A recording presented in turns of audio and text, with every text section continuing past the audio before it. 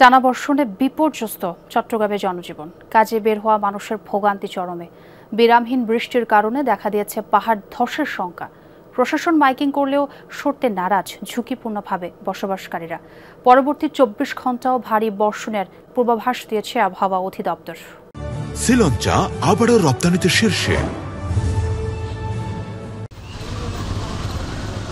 দুদিন ধরে বিরামহীন গুড়িগুড়ি বৃষ্টি চট্টগ্রাম অঞ্চলে। নিচু এলাকায় জলাবদ্ধতা সৃষ্টি না হলেও ছন্দপতন ঘটে জনজীবনে।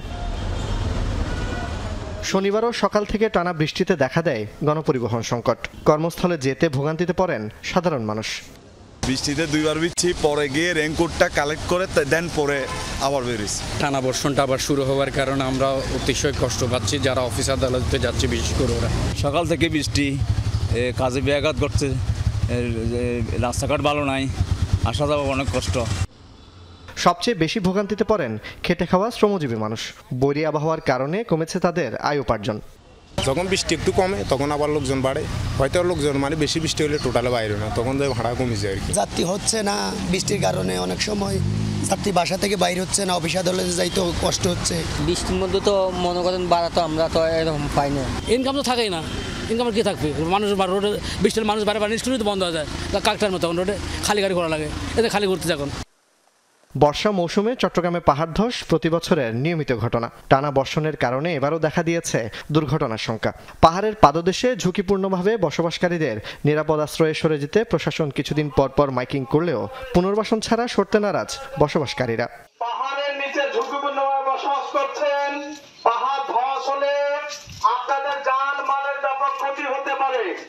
এদিকে চট্টগ্রাম সহ দেশের 3 বিভাগে আগামী 24 ঘন্টায় ভারী থেকে অতি ভারী বৃষ্টির পূর্বাভাস দিয়েছে আবহাওয়া অধিদপ্তর। জুবায়েদ ইবনে শাহাদাত, যমুনা নিউজ, চট্টগ্রাম। দর্শক, চট্টগ্রামের আবহাওয়ার খবর একটু আপনাদের জানাতে চাই। চট্টগ্রাম থেকে আমার সহকর্মী মামুনুর রশিদ অভি আমার সঙ্গে যোগ দেবেন।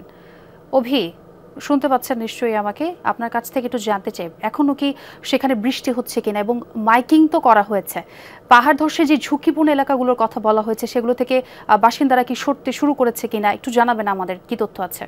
বৃষ্টি কিন্তু গতকাল রাত থেকে একেবারেই টানায় পড়ছে এবং দুপুরের পর থেকেই গুড়ি গুড়ি বৃষ্টি হচ্ছে এবং থেমে থেমে বৃষ্টি হচ্ছে, ফলে জনজীবনে কিছুটা ভোগান্তি পোহাতে হচ্ছে। এবং যেটি বলছিলেন, মাইকিং করার পর বাসিন্দারা সেখান থেকে সরতে নারাজ। তারা বলছিলেন বিগত কয়েক বছর ধরে সেখানে পাহাড় ধসে কোনো ধরনের মানুষ হতাহত হয়নি, এমনটি তারা মনে করার ফলেই সেখান থেকে কেউই সরতে নারাজ। বাটালি হিল, আকবর্ষা সহ বিভিন্ন জায়গায় একেবারেই পাহাড় ধসের সংখ্যা রয়েছে এবং আবহাওয়া অফিস থেকে জানানো হয়েছে এই যে আগামী 24 ঘন্টা ভারী থেকে অতি ভারী বৃষ্টি হতে পারে এবং সেই কারণেই পাহাড় ধসের সংখ্যা রয়েছে। এবং যেখানে পাহাড়ের পাদদেশে অসংখ্য মানুষ সেখানে বসবাস করছেন এবং এই পাহাড়ের পাদদেশে যারা বসবাস করছেন ঝুঁকিপূর্ণভাবে, এর আগেও পাহাড় ধসের কারণে বেশ কিছু মানুষের প্রাণহানির ঘটনাও ঘটেছে।